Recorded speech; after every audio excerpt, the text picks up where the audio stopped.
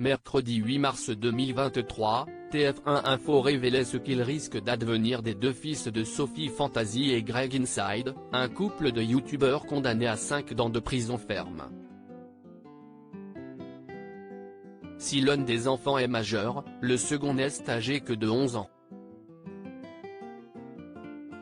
YouTube est entaché par un nouveau scandale.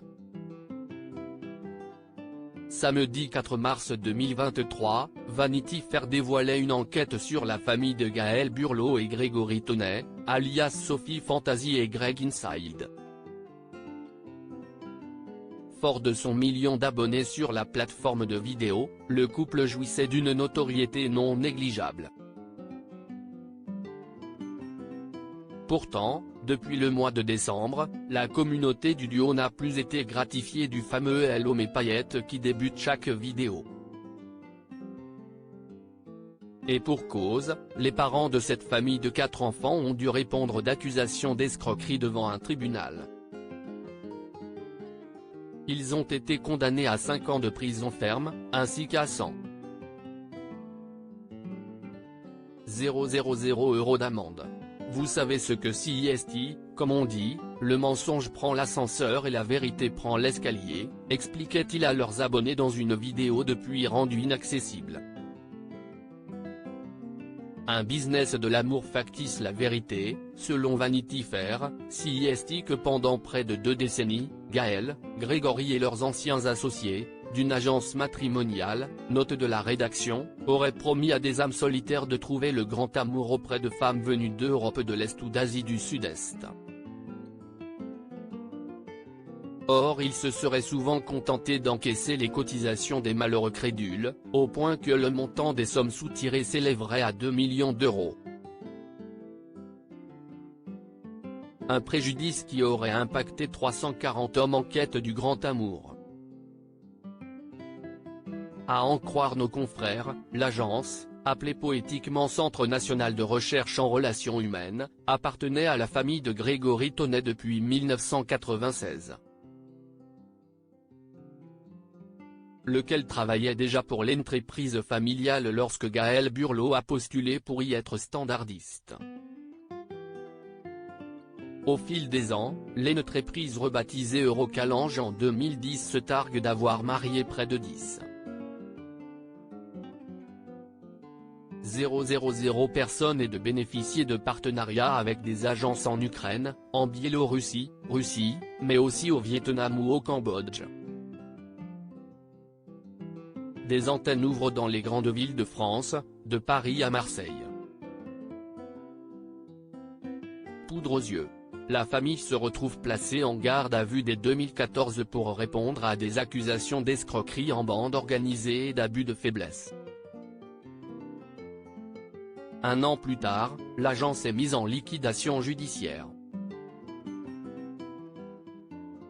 Des condamnations en cascade pour la famille. Il faudra attendre 2022 pour que des poursuites se matérialisent après les premières plaintes de clients.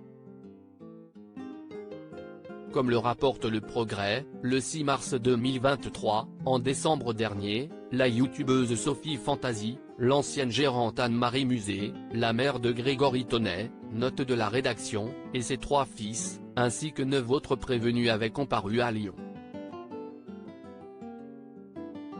3 mois plus tard, le verdict tombe. Anne-Marie Musée est condamnée à 5 années d'emprisonnement dont 3 ans avec sursis et 20,000 € d'amende. Son fils, Roland Tonnet, responsable du service juridique et contentieux de l'agence, a été condamné à 4 ans d'emprisonnement dont 2 ans avec sursis et 10,000 € d'amende. Son autre fils Pierre-Alexis Tonnet, cofondateur de l'agence, a été condamné à 3 années d'emprisonnement dont 18 mois avec sursis. Quant à Gaël Burlot et Grégory Tonnet, ils ont été condamnés chacun à 5 années d'emprisonnement, dont 18 mois avec sursis et 100,000 € d'amende.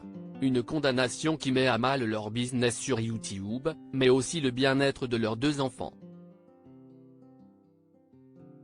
Les histoires de nos parents ne nous concernent pas, comme le rappelle TF1 Info, mercredi 8 mars 2023, Néo, 18 ans et Swan, 11 ans, sont les fils du couple.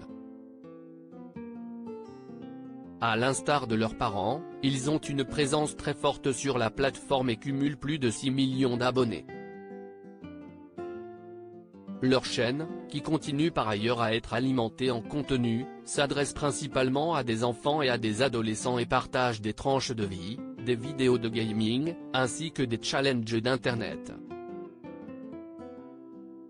Dessus, ils ont également tenu à faire 2 vidéos pour donner de leurs nouvelles suite au scandale. Les histoires de nos parents ne nous concernent pas, même si je les soutiens à 100%, avait alors déclaré le jeune Néo à sa communauté.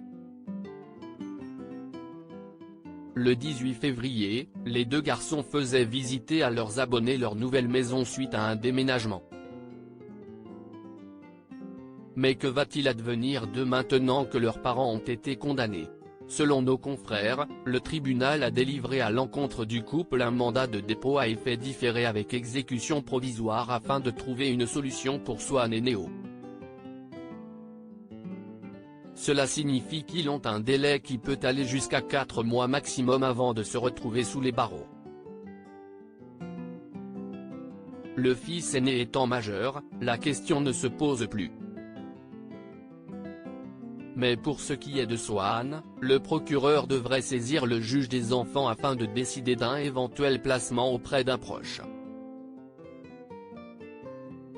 À lire aussi: la situation est terrible, Néo, le fils de Sophie Fantasy, réagit à la condamnation de ses parents pour escroquerie.